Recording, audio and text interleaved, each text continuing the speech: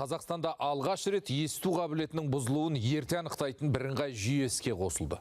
Алматыдағы нөмірі 5-ші қалалық клиникалық ауруханада аудиологиялық скринингті сүйемелдеуге арналған трекинг орталығы ашылды.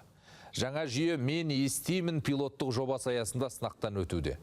Онда нәресте туа сала диагнозын ерте анықтауға мүмкіндік береді. Сөйтіп есту аппараттарымен қамтамасыз етіп, оңалту кезеңін барынша қадағаламақ. Пилоттық жобаның басты мақсаты еліміздегі мүлдем естімей ыммен сөйлейтін балалар санын азайту. Глухой ребенок, немой ребенок.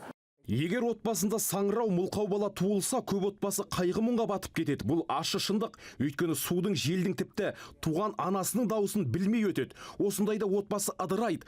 Ал кішкентай бала өмірде өз жолын таба алмайды. Біздің пилоттық жобаны құрудағы мақсатымыз саңырау адамға дыбыс сыйлау. Алдын ала тексерістің нәтижесінде әр ерекше отбасына үміт беру. Ыммен сөйлейтін адамдар қатарын азайту. Трекинг орталығы жыл басынан бері 11 баланың толық есту қабілетінен айырылғанын дер кезінде анықтаған. Олардың барлығына кохлеарлық имплантация қойып, қазір уақытта оңалту курсынан өтуде. Тағы 200 балаға күрделі ота жасапты. Дәрігерлер жеткіншектерге неғұрлым ерте көмек көрсетілсе, соғұрлым есту мен сөйлеуді сақтап қалу мүмкіндігі артады дейді. Вот у меня у дочки... Менің қызымда кохлеарлық имплантация бар, ол дұрыс естімейді, нейросенсорлық құлақ мүкістігі бар.